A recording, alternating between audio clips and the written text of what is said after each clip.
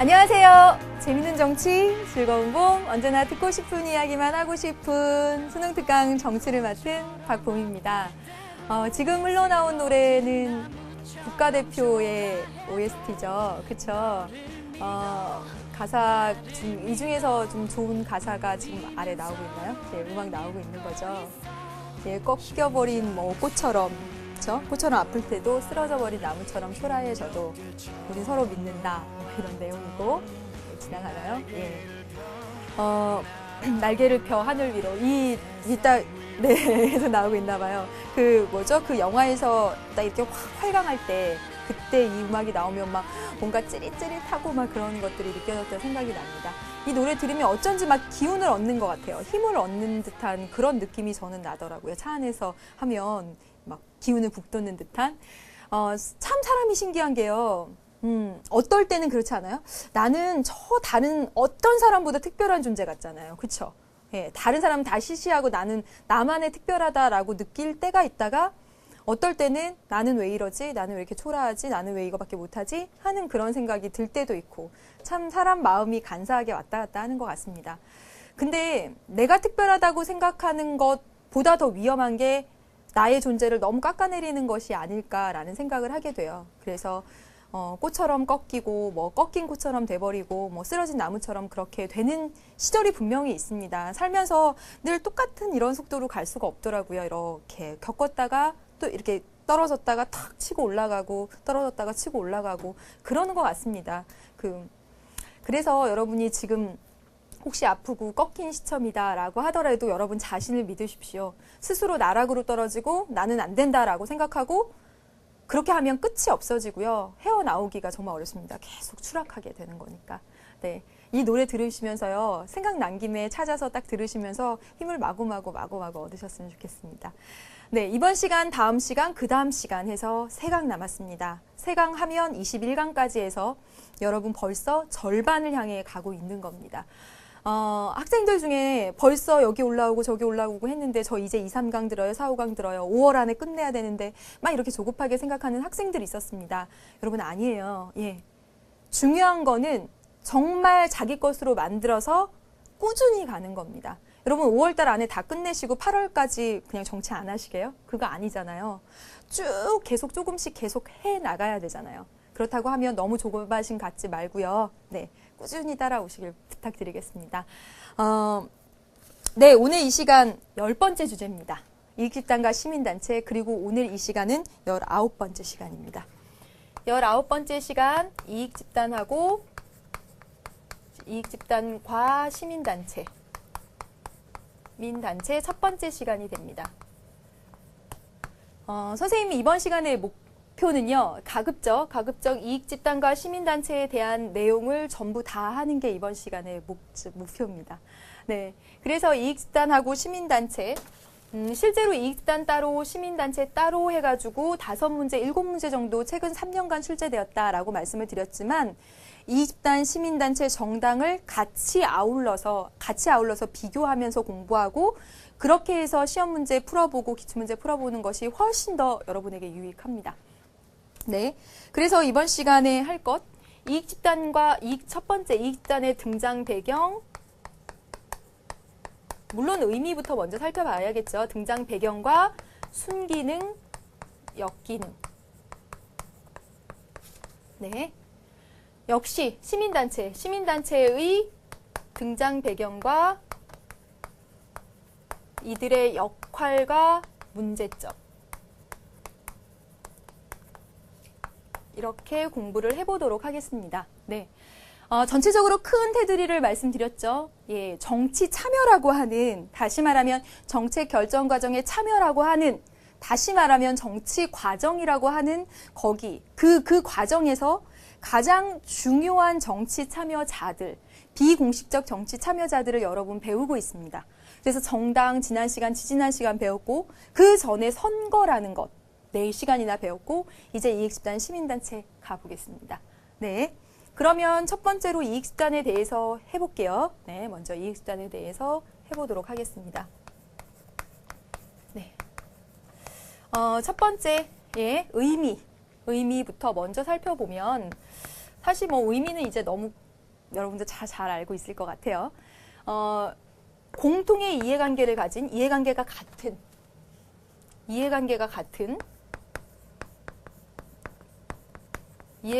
같은 사람들이 모여서 자 보세요. 이해관계가 같은 사람들이라고 하면 여러분 프로야구 선수들끼리는 이해관계가 같죠? 그래서 프로야구 선수협의회 이해관계가 같잖아요. 외국인 용병이 많이 오면 적게 오면 뭐 우리는 상관없는데 그렇죠, 그렇죠? 그 다음에 뭐 노래 연습장 협회 뭐 선생님이 일부러 좀 안 흔한 거 해봤어요. 뭐 약사회, 의사회 뭐 등등등, 그렇죠, 등등등 이렇게 이해관계가 같은 사람들이 그들의 공동의 이익을 실현하기 위해 공동의 이익 실현을 위해서 이것이 이들의 목적입니다. 이익집단의 목적이기도 해요. 얘가 목적이죠, 목적.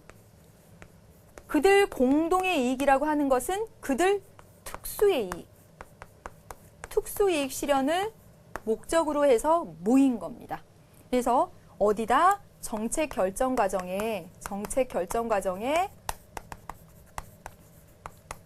영향력을 행사해요. 이 영향력을 행사한다고 해서 우리는 무슨 단체라고도 부른다라고 했었죠? 압력단체다라고 부른다고도 했었죠. 압력단체. 압력을 행사한다. 압력단체. 단체라고 부른다고도 했습니다.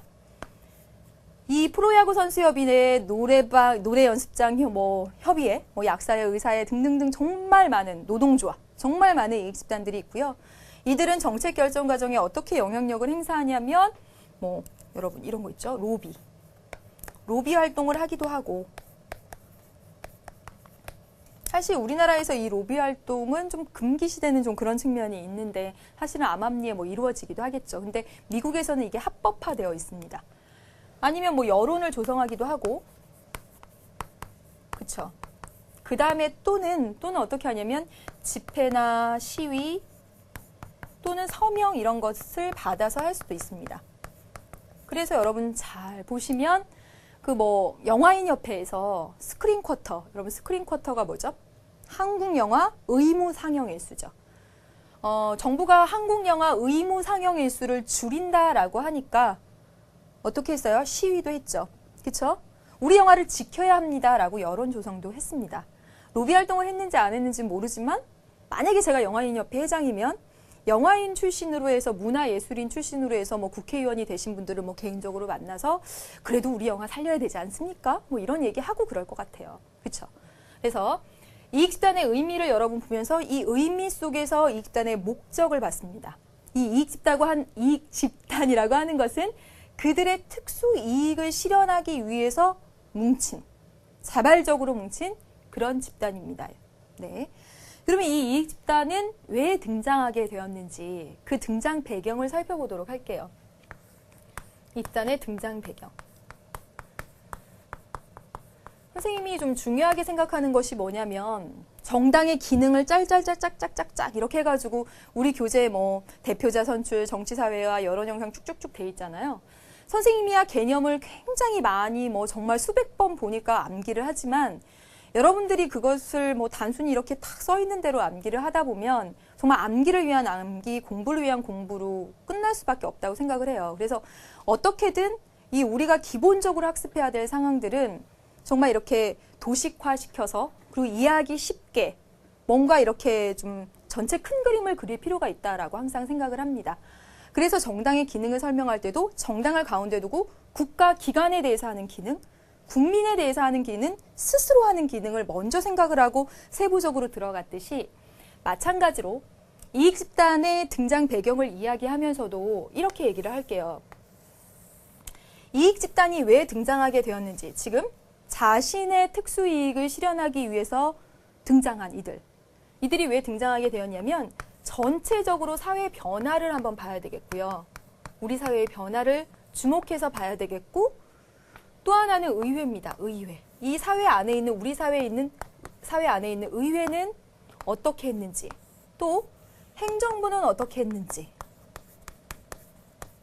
그리고 의회와 행정부를 매개한다라고 했고 이 정책 결정 과정에 아주 영향력을 행사하는 이 정당은 어떠한 역할들을 수행했고 얼마나 잘 수행하지 못했길래 이 집단이 등장하게 되었는지를 살펴보면 됩니다. 전체적으로 큰 틀, 사회 변화를 보고 의회, 행정부, 정당을 보면서 이 집단이 등장한 배경을 생각해 보면 될 것 같습니다.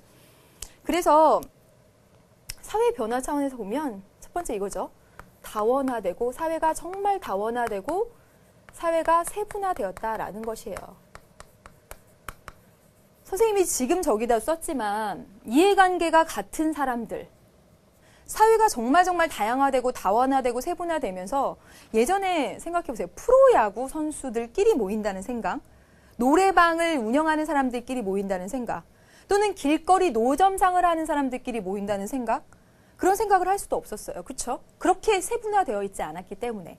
근데 이제는 그렇게 자기네들이 목소리를 내려고 뭉치지 않으면 그 누구도 그 이해관계를 대변해 주기가 어렵다는 거죠. 왜냐하면 사회가 워낙 세분화되고 다원화되고 전문화되어 있기 때문에 그들 스스로 그들의 이익을 지키려고 등장할 수밖에 없어요. 그래서 낙농업 생산자 협의회, 정말 많아요. 슈퍼마켓 경영하는 사람들 협의회, 치킨집 경영하는 사람들 협의회, 정말 무수히 많이. 그것은 바로 사회의 다원화, 세분화, 전문화 그런 경향 때문에 그렇습니다. 되셨죠? 그렇죠? 그 다음에 이제 볼게요. 예전에는 어떻게 돼요? 그렇죠? 우리가 생업에 너무너무 바쁘니까 국회의원 뽑아서 국회의원이 대신 정말 좋은 정책들 만들어내라 하고 국회의원을 보냈죠. 그렇죠? 또 국회의원은 어떻게 뽑습니까?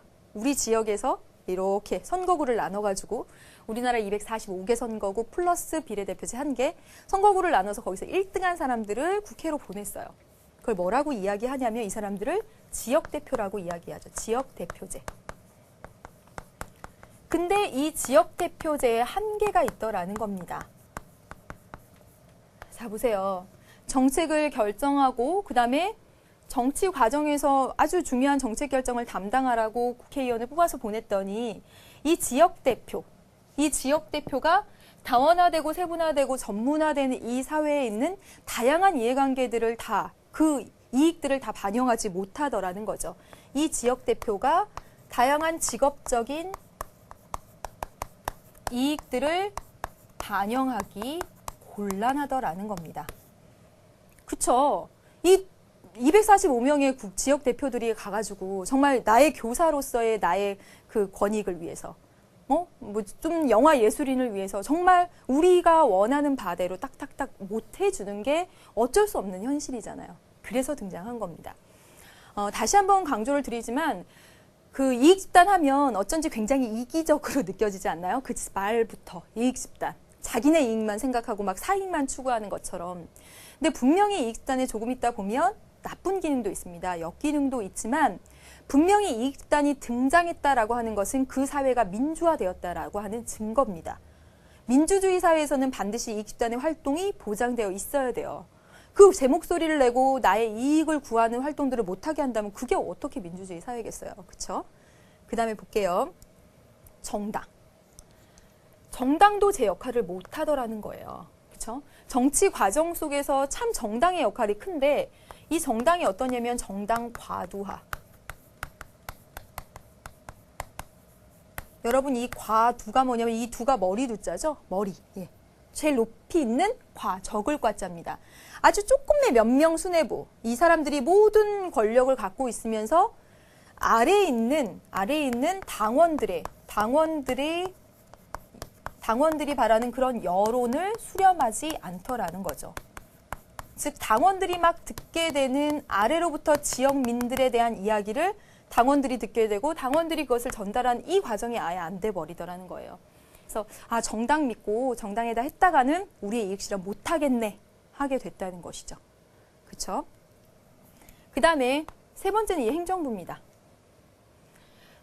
이건 시험에도 되게 많이 나오는데 왜 이 글자부터 썼을까요? 행정 국가화 현상. 행정국가화 현상에 대해서는 또 다시 이야기를 하게 되겠지만요, 여러분.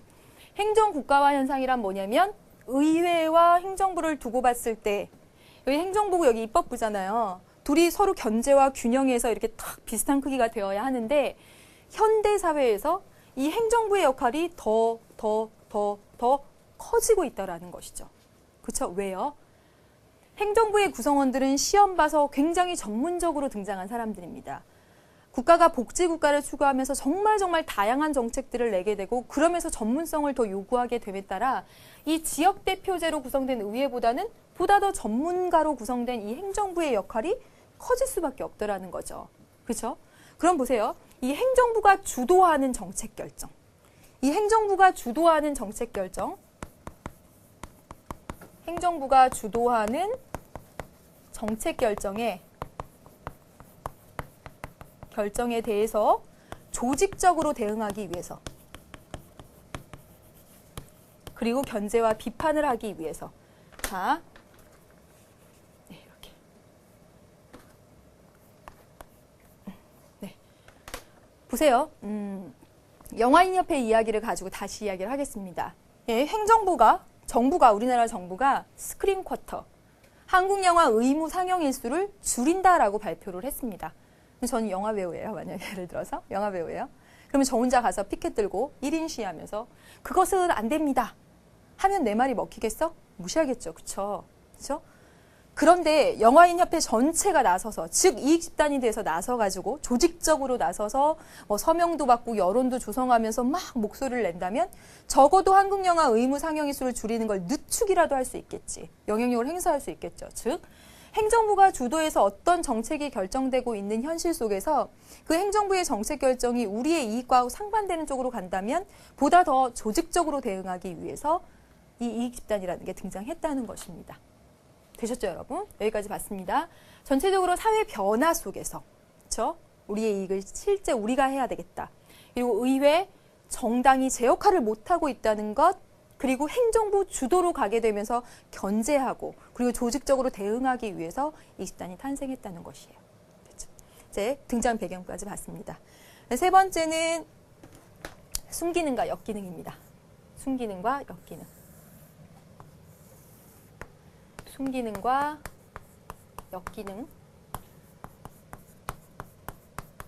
뭐 역기능이나 순기능 뭐 잘 정리할 수 있을 것 같아요. 이거 안 암기하셔도 뭐 문제 나오거나 이러면 잘 아실 수 있을 것 같습니다. 첫째는 다원주의 사회 실현할 수 있죠. 다원주의 사회를 실현할 수 있죠. 만약에 지역대표제 국회의원들에게 모든 것을 맡겨뒀다면 정말 다양한 의사들이 표출되고 그것들이 여론이 되고 그것들이 정책에 반영되고 하기가 어려웠을 거예요. 그런데 다양한 이해관계를 가진 이익집단들이 목소리를 내고 여론을 조성하고 뭐 이렇게 하면서 그들의 의사를 정책에 반영시키죠.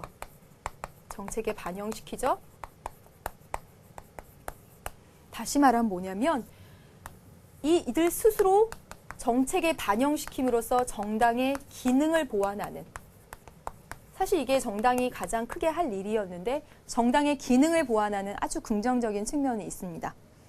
그 다음에 두 번째는 뭐냐면 정부 정책에 대한 견제와 비판이죠. 그렇죠? 자 보세요. 내 이익을 실현하기 위해서는 현재 정부가 어떤 정책을 하고 있는지 알아야지. 그렇죠? 그래서 현재 정부가 어떤 정책을 하고 있는지 아는 과정에서 잘못된 것이 있으면 비판하고 견제하고 하게 되더라는 것입니다. 선생님이 교사예요. 근데 교사에게 내가 교사 뭐 단체 예를 들어서 들었어요. 근데 이 교사에게 이게 뭐 해치게 되는 그런 정책들은 나오지 않는지 평소에 귀를 기울이다가 잘못된 것이 있으면 비판하고 견제하게 한다는 것이죠.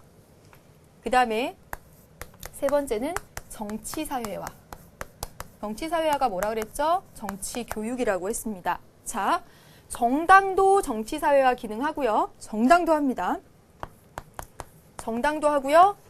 이익집단도 하고 시민단체도 합니다. 그래서 우리 기출문제 보면요. 기출문제 보면 이런 거 나옵니다. 정당, 시민단체, 이익집단을 A, B, C로 이렇게 놔둬놓고 A만 정치사회화 기능한다. 그런 식의 진술이 나오면 틀린 겁니다, 여러분. 정치사회화라고 하는 것은 정치 교육이죠. 교육? 배우는 거예요. 이익집단 활동을 함으로써 우린 배우게 되죠. 아, 나의 이익이 이런 것이었구나. 나의 이익을 깨닫게 되죠. 아, 내가 가만히 있을 때는 나의 권리를 못 찾았는데 나의 이익이 이런 거구나 라고 깨닫게 되고, 또 어때요? 내가 이익집단에 가입을 함으로써 거기서 주는 다양한 정보들을 듣게 되죠. 아, 이번에 교사 월급을 어떻게 깎았대? 어머, 그래? 그런 거 듣고, 아, 그럼 이렇게 활동해야 되겠네? 나의 이익을 실현하는 과정에서 이 정치에 참여하고 또 배우게 된다는 것입니다. 되셨죠? 근데 역기능도 있죠. 네. 이 역기능을 사실상 너무너무 두려워해서 우리나라에서는 이익집단의 그 로비 활동을 아직 합법화하지 못하고 있는데, 민주정치가 성숙하고 그렇게 되면 그게 되겠죠. 그렇죠? 이게 부정부패로 간다는 생각이 드는 거예요. 자꾸 우리나라 정서에는 로비 활동이라는 게 부정부패다라고 이렇게 자꾸 짝을 짓게 되는 거예요. 그래서 이제 이걸 합법화 못 시키고 있는데, 첫 번째 역기능은 뭐냐면 공익과 충돌합니다.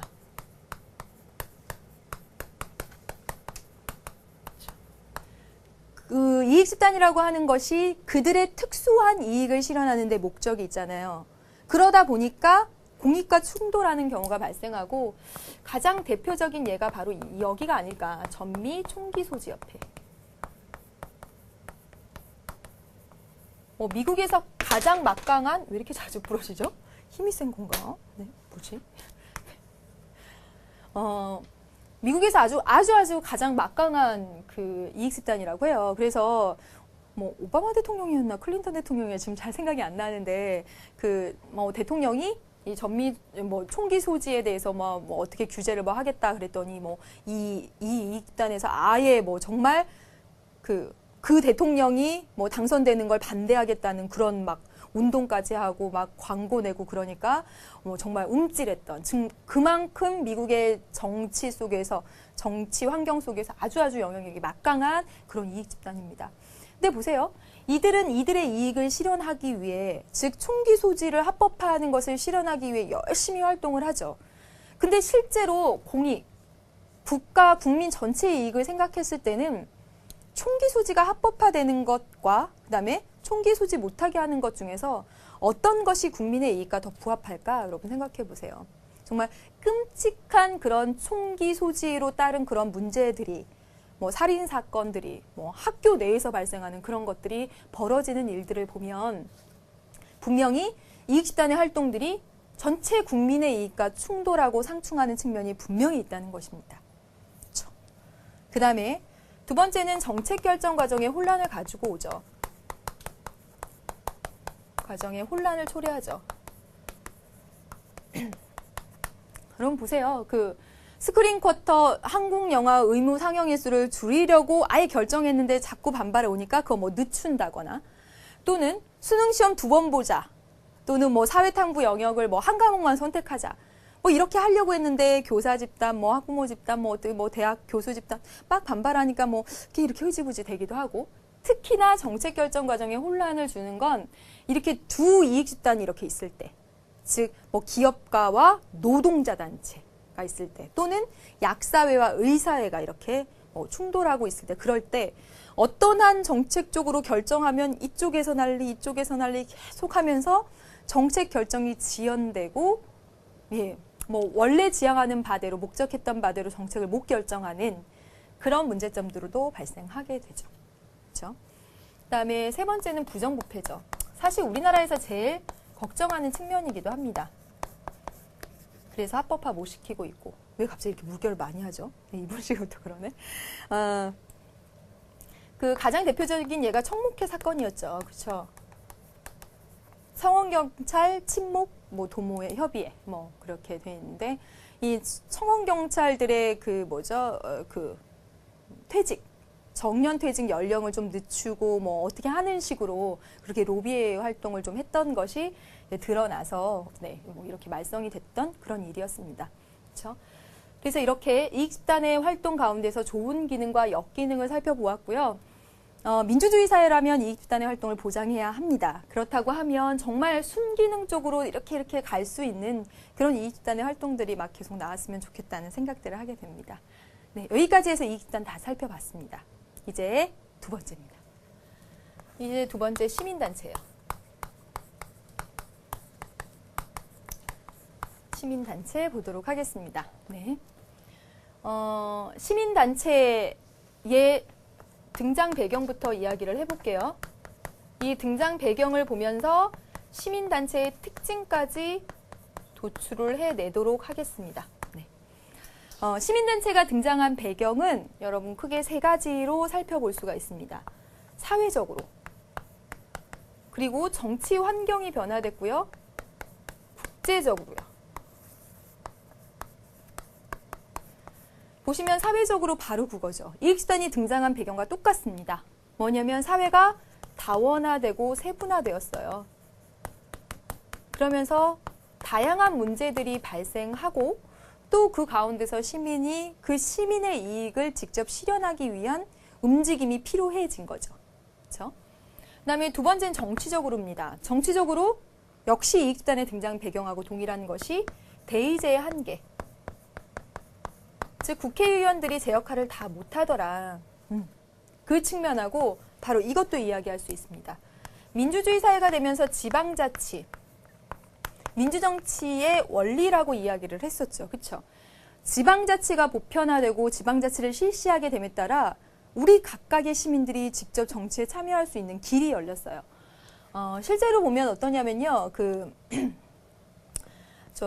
일산에서 있었죠. 일산으로 들어가는 경전철을 이렇게 들어가겠다라고 발표를 했어요. 뭐 일산 아마 고양이겠죠. 고양 지방 정부랑 뭐 이렇게 해서 일산으로 경전철을 드리겠다라고 했습니다. 근데 이제 시민들이 거기 고양시 그 시를 중심으로 한 시민단체가 발족이 돼서 그 시민단체를 중심으로 해서 고양시에 경전철이 들어가는 걸 결국 막았죠. 못하게. 왜냐하면 사실상 경전철이 들어가도 수요가 없을 것이다. 세금만 낭비할 것이다. 막 이렇게 하면서. 다시 말하면 시민단체가 등장한 배경에는 정치적으로 국회의원이 모든 이해관계를 반영하기 어렵고 시민사회에서 나타나는 문제들을 다 해결할 수 없으니까 등장하기도 했지만 지방자치가 실시됨에 따라서 정말 생활 속에서 우리가 참여할 수 있는 여건들이 됐기 때문에도 그렇습니다. 그 다음에 국제적으로 보면 인류 공동의 문제들이 너무 많다는 거예요. 공통의 문제. 예를 들면 뭐 환경 문제, 국제 빈곤 문제 이런 것들 어느 한 국가의 능력으로 해결할 수 없는 것들이 국제 시민단체라고 해서 NGO 활동을 통해서 해결을 도모하는 것이죠. 그러면서 시민단체가 활성화되게 됩니다. 실제로 빈곤 문제와 관련해서 여러분 커피 얘기를 선생님이 어떤 강의에서 했었는데 커피 한 잔에 3,500원, 4,000원, 4,500원, 5,000원까지 가는데 그 커피 한 잔의 값 중에서 불과 0.5%만이 그 농민한테 간답니다. 그 커피 콩을 제조한 농민한테 간답니다. 4,000원짜리 한 잔에 0.5%면 50원이에요? 뭐 이런 거죠. 그 정도만 맞나? 4, 5, 20원? 아무튼 왜 이렇게 계산은 안 되는 걸까요? 그러니까 정말 4,000원에 5,000원에 정말 작은 것만이 그 농민한테 가게 되고 그것들이 빈곤을 계속 재생산하게 되는 거죠. 그 가운데서 유통하는 정말 선진국의 거대 기업만 돈을 다 가져가는 어쩌면 착취구조가 신개념의 착취구조가 되고 있는 상황에서 그 커피콩을 생산하는 그들에게 공정하게 그만큼 해당되는 돈을 지불하자라는 그런 운동 그런 것도 국제사회에서 시작이 돼서 우리나라에까지 그래서 국제시민단체와 우리나라 시민단체가 연대하는 그런 모습들을 보입니다. 네, 그럼 보세요. 이런 것을 배경으로 해서 시민단체가 탄생했습니다. 그래서 시민단체는요, 공익을 실현하기 위해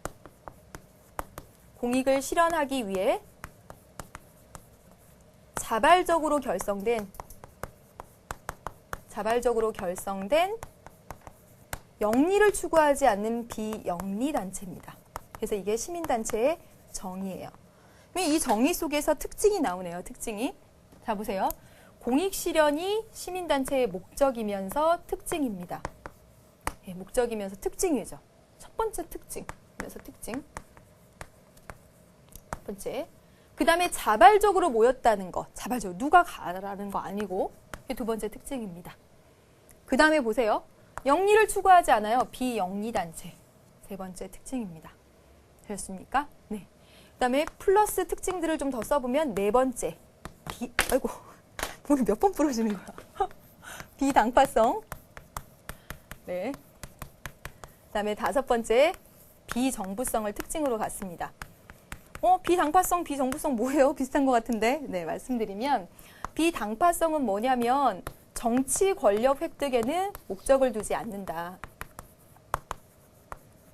어떤 정치적 야심을 갖고 있는 게 아니다. 공익 실현을 위해서 자발적으로 결성한 비영리, 비당파성을 가진 조직이라는 거죠. 자, 여기까지는 사실 정당하고 똑같습니다. 정당도요, 국민의 이익 실현을 위해서 정당법 2조 생각나시나요? 자발적으로 결성한 모임, 여기까지는 정당하고 똑같아요. 어떤 비영리 단체도 정당하고 똑같네, 거의. 그렇죠? 그런데 당파성을 지녔다는 점에서 당파성이라고 말할 때 정당을 당파성이라고 말할 때는 또 그건 안 되지만 정당도 비당파성이거든요. 이렇게 모여서 자기네들끼리 막 그런 건 아니지만 아무튼 여기서 말할 때 비당파성이라고 이야기하는 것은 뭐냐면 정치 권력이라든가 어떤 그런 세속적인 권력 획득에는 목적이 없다는 것입니다. 그렇죠? 그다음에 비정부성이라는 건 뭐냐면 관변단체가 아니다. 더 어려운 말이네. 여기 관변이 뭐냐면 이 관자가 국가기관 주변에 있는 단체가 아니다. 다시 말하면 국가기관이 이렇게 만든 그런 단체가 아니다라는 뜻입니다. 그래서 특징까지 이렇게 5가지 살펴봤습니다. 예. 시민단체가 등장한 배경은 사회적으로, 정치적으로, 국제적으로 그런 요청들이 사실 있었던 것입니다. 그것들을 통해서 시민들이 직접 공익을 실현하기 위해서 자발적으로 비영리적, 비당파성, 비정부성을 가지고 만든 단체입니다. 네, 그러면 이 시민단체의 역할과 문제점에 대해서 이야기를 좀 해볼게요. 이제 역할과 문제점 보겠습니다. 역할은 시민단체 활동을 통해서 어때요?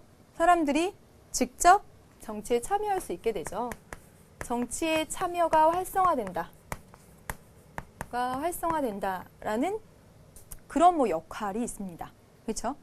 그 다음에 정부의 권력에 대해서 견제하고 통제할 수도 있죠. 네, 견제하고 비판하고 그런 역할들 수행하고 있죠.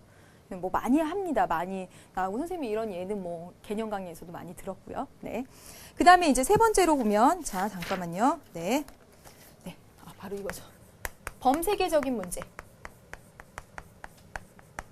아까 말씀드렸다시피 빈곤 문제, 환경 문제, 국제 평화 문제 그런 것에 있어서 국제적 연대를 도모할 수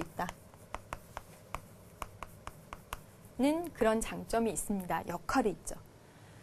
근데 이제 그에 반해서 문제점은요. 문제점은 한 3가지로 이야기를 하면 말은 용어는 시민단체라고 하는데 실제로는 시민 없는 시민운동이다. 시민운동. 그래서 어떤 그런 엘리트들 중심으로 시민단체가 꾸려지고 있고 그들 중심으로 의사결정이 이루어지는 하향식의 의사결정이 이루어지는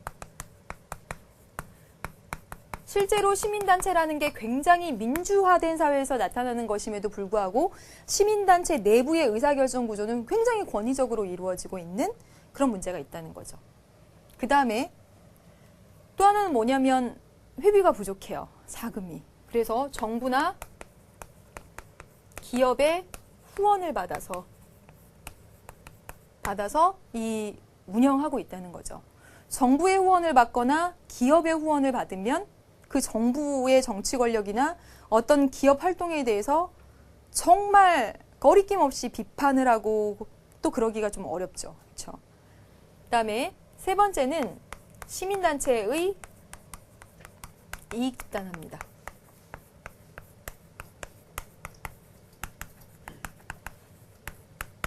실제로 그런 모습들을 많이 보여주고 있는 건 아니지만 좀 드러나는 모습들이 시민단체라는 게 국민의 전체 공익 달성을 위해서 만든 그런 집단임에도 불구하고 이 시민단체 활동을 통해서 정치에 진출하려고 한다거나 하는 등등의 또는 어떤 그 시민단체 활동을 통해서 정부의 보조를 받아가지고 뭐 사리사욕을 좀 채우는 뭐 그런 식으로 변질되는 그런 문제점들도 나타나더라는 겁니다.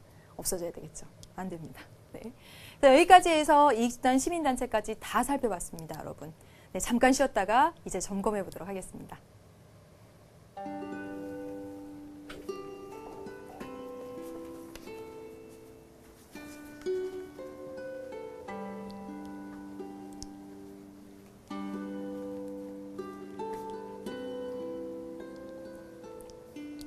선생님이랑 안 닮았어요? 여러분 잘 모르시나요? 네, 박찬옥 감독입니다. 박찬옥 감독은 많이 아시죠? 박찬옥 감독인데 저희 사촌 언니예요. 근데 그 오수정의 조연출을 했고, 오수정도 잘 모르시나요? 아니, 홍상수 감독의 조연출을 했고, 그 다음에 유명한 영화 서우시랑 그 다음에 왜 생각 안 나요? 파주라는 영화도 하셨고. 네네네, 맞아요. 이성균. 그랬는데 저 언니가요, 사실은 초등학교 교사였어요. 예. 그런데 다 때려치고 영화 감독이 된 것이죠. 근데 뭐 몇몇 가지 작품이 있긴 하지만 저나 알고 뭐 몇몇 사나 아는 사람도 있지만 그래도 참 교사로 가는 길이 훨씬 평탄했을 텐데, 그런데 어려운 길을 가서 어렵게 자기 꿈을 계속 실현하고 있는 모습을 보면 그런 모습이 참 대단하다라고, 저라면 전혀 못했을 텐데, 그렇죠? 사람이 어떤 안정적인 것을 누리고 난 다음에 거기서 박차고 나가기가 얼마나 힘든 건데요. 그래서 해봤습니다. 네, 그럼 보겠습니다. 여기까지 해가지고 지금 이익집단과 시민단체 정리를 했고요. 이제 여기 해당되는 언니가 저기다 싫은 거 아니면 정말 싫어하지 않을까요? 네, 이제 기출문제 어떻게 나오고 있는지 확인해 보도록 하겠습니다. 네. 2010년 수능 문제였고요. 이 지문은 의외로 여러분들이 어려워하는 지문이었습니다. 사실 많은 학생들이 틀렸어요. 그러면 선생님 어떻게 생각했냐면, 이익단하고 시민단체라는 사실은 어찌 보면 굉장히 쉬운 주제입니다, 여러분. 이런 쉬운 주제를 가지고 참 이만큼 어렵게 냈다니 대단한 것 같다라는 생각을 했는데, 보세요. 우유 1리터당 가격이 10센트 인상된다면, 다시 말해서 우유 1리터당 가격이 10원 상승된다면 수천만 명의 우유 소비자들은 좋아하진 않지. 그렇죠? 우유 가격이 상승했네. 근데 상승했네 하고 말죠. 맞습니까, 여러분? 그렇다고 그들이 그것에 반대하기 위한 단체를 결성하여 활동하기 위해 그들의 여가 시간을 포기하는 것은 쉽지 않다. 맞습니다, 여러분. 네. 제가 좋아하는 아이스크림 가격 올랐는데, 아이스크림 가격 왜 이렇게 비싼 거예요? 그렇죠? 네. 음료수 이런 얘기하면 안 되나? 네, 아무튼 그래서 그게 올랐다고 해서 제가 저기 학교에 출근하는 시간 오후 자율학습 시간 빼고 그다음에 빼가지고 저 그거 빨리 20원 인상에 반대하러 가야 돼요. 그러지는 않는다는 겁니다. 소비자들은. 근데 그러나 1리터에 10센트를 수천만 리터로 계산하면 큰 액수가 되고, 이 이익은 전국적으로 수천 명의 낙농업자들에게 돌아갈 수 있다. 낙농업자들은 소폭의 가격 상승만으로도 큰 이익을 볼 수 있는 것이다. 이들에게 다가오는 이익이 훨씬 더 크죠. 그래서 소비자들을 중심으로 해가지고 우유를 먹는 사람들의 모임은 안 만들어지는 겁니다. 근데 이 우유를 생산하는 사람들의 모임, 이익집단은 만들어지는 거죠. 그 이유를 아시겠죠, 여러분? 그래서 낙농업자들은, 그렇다면 낙농업자들이 여가를 포기하면서도 그 이익을 얻고자 하겠죠. 인상해야 된다, 인상해야 된다, 인상해야 된다 할 것입니다. 다시 말하면 이익을 전체적으로 요지는 무엇이냐면, 우유를 소비하는 사람들의 이익단은 만들어지지 않을 가능성이 크지만 생산자들의 모임, 즉 그들의 이익이 분명하게 갈리는, 이익과 해로움이 분명하게 갈리는 그 생산자들의 모임, 이익단은 만들어질 가능성이 크다라는 그런 이야기입니다. 네, 그 다음에 보겠습니다. 네, 여기까지 봤고요. 이제 여러분 교재로 하면요. 교재 80페이지입니다. 80페이지부터 있는 내용들을 다시 한 번만 정리를 해보도록 할게요. 등장 배경이에요. 선생님이 아까도 말씀드렸지만 이해관계의 다원화, 사회가 다원화됐고요. 그 다음에 대의정체의 한계, 즉 지역대표제의 한계, 그 다음에 정당이 제 역할을 못했고요. 행정국가화 현상 때문에 라고 말씀을 드렸습니다. 즉 전체적인 사회의 모습, 그리고 입법부, 행정부, 정당, 이렇게 보시면 되겠죠? 그럼 볼게요. 사회의 세분화 전문화로 다양한 집단의 욕구와 이해관계가 표출됐습니다. 심지어 노래방협회, 노점상협의회, 등등등등 정말 많은. 그렇죠? 그다음에 대의 정치의 한계. 여기 보세요. 지역 대표자를 통한 정치가 다양한 직업적 이익을 모두 반영하기가 현실적으로 어려워졌습니다. 되셨죠? 그래서 이 직능 대표제의 역할을 수행하기 위해서 여러분 이 부분은 표시를 해두도록 합시다. 직능 대표제라는 걸 우리가 배웠죠. 그렇죠? 직능 대표제, 직업별 대표를 국회로 보내는 것. 근데 실제로 직능 대표제를 하기에는 많은 어려움이 있다고 말씀드렸었습니다. 기억나시죠?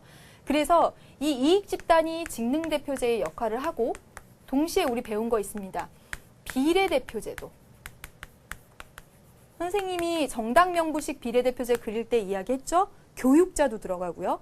작가도 들어가고 학생도 들어가고 여자 주부도 들어갑니다. 즉 다양한 어쩌면 그 집단의 전문가들이 대표로 들어가겠다면 따라서 직능적 대표제의 역할을 수행한다라고 말씀을 드렸었습니다. 지역 대표제의 한계를 보완해 준다. 빨간색으로 하지 말랬는데 제발 막 이랬는데 애들이. 그 다음에 정당의 관료제화와 당리당략. 그렇죠. 정당이 관료처럼 되어가고 그들의 당리당략 축으로 다양한 직업적 이익을 충족시켜주지 못하고 당원들을 통해서 여론을 수렴하는 것에도 게을리하게 됨에 따라. 그 다음에 행정적 지배 현상. 행정 국가화 현상에 따라서 행정부를 견제하고 그렇죠? 행정부가 어떤 정책 결정을 내면 그 정책 결정에 대한 집단적으로 반응할 필요가 있어졌다. 대응할 필요가 있다라는 것이었습니다. 다음 볼게요. 순기능. 이 집단의 순기능. 다원주의를 실현한다. 맞죠? 그렇죠? 많은 이익 집단들이 정당이 대변하지 못하는 국민의 그런 다양한 의사를 로비 활동, 여론 형성 등의 방법으로 정책에 반영하게 하고 그럼으로써 정당의 기능을 보완하는 역할을 한다고 말씀드렸습니다. 그리고 정부를 견제하고 통제하죠. 그렇죠? 그다음에 정부의 영향력을 행사하는 압력단체의 역할을 수행하는 과정에서 정부의 정책 결정, 정부가 한 정책 결정에 대해서 통제하고 견제하고 비판하고 합니다. 그다음에 정치 사회화. 이익집단은 시민들에게 내 이익이 뭔지 그리고 정보도 제공받으면서 정치교육 참여하게 된다는 것입니다. 다음 볼게요. 근데 역기능은 공익과 충돌하고 정책 결정 과정에 혼란 가져오고 부정부패 가져오고 그대로 설명드렸죠? 네, 여기까지 봤습니다. 네, 넘겨주시면 네, 필수 자료입니다. 되게 작게 나와 있는데 필수 자료를 혼자 읽다 보면 여러분 훅 하고 지나치니까 선생님이 좀 이렇게 세세하게 한번 보도록 할게요. 이익 집단의 순기능과 역기능 해서 여러분 81페이지 나왔습니다. 몇 번을 말씀드리지만 작년에 연계 문제들을 살펴보면 이 필수 자료를 많이 활용해서 문제의 지문으로 활용을 했습니다. 분명히 선생님은 봤는데 선생님이 자세히 보니까 학생들은 못 봤다는 거야. 그게 뭐냐면 하나하나 꼼꼼히 안 봤으니까. 지문을 한 번이라도 제대로 받으면요. 그 다음에 문제 풀 때 다른 학생들에 비해서 훨씬 유리해져요. 볼게요. 이 집단의 순기능에는 다음과 같은 것들이 있다. 순기능입니다. 방금 했지만 자, 첫째, 이익 집단은 정당이 수행하지 못하는 다양한 이해관계를 정치 과정에 반영시키기 때문에 대의제의 한계 극복 그리고 정당의 기능 보완. 그렇죠? 오히려 이들의 전문성, 이들이 가진 정보가 더 많고 더 다양하고 더 깊은 정보들을 가지고 있을 수도 있습니다. 그렇죠? 그 다음에 둘째, 이익 집단은 다양한 논의와 토론을 증진시키고, 그렇죠? 그런 걸 열죠, 그렇죠? 토론회, 공청회, 이런 것들을. 그리하여 더 많은 정보와 더 많이 교육받은 유권자들을 만들어내서 공공정책의 질을 높인다. 즉 어떤 토론회, 공청회 이런 걸 열고 정보를 막 제공해 줌으로써 사람들이 그 정책에 대한 보다 더 전문적인 것들을 함양하게 되는 거죠. 그렇죠? 그다음에 셋째, 이익 집단은 관습적인 정당 정치에 대한 어떤 대안도 제공하고요. 그렇죠? 국민들에게 정치 참여의 공간을 확대한다. 그렇죠? 이익 집단 활동을 통해서 어떤 정책에 대해서 관심도 갖고 정치에 참여하고 정치 사회화하는 기능 한다는 것입니다. 넷째, 이익 집단은 정부의 권력을 견제하고 그 과정에서 활기차고 건강한 시민사회와 균형을 이루게 하는 것을 보장함으로써 자유를 보장한다. 이익집단의 활동이 보장된 사회가 민주주의 사회이고 그 사회가 자유를 보장하는 사회라고 말할 수 있다는 겁니다. 정부 권력에 대한 견제와 비판이 보장됐을 때 그런 사회가 자유로운 사회죠. 그렇죠? 네? 안 그러면 무섭지. 다섯째, 이렇게 순기능이 많은가요? 네.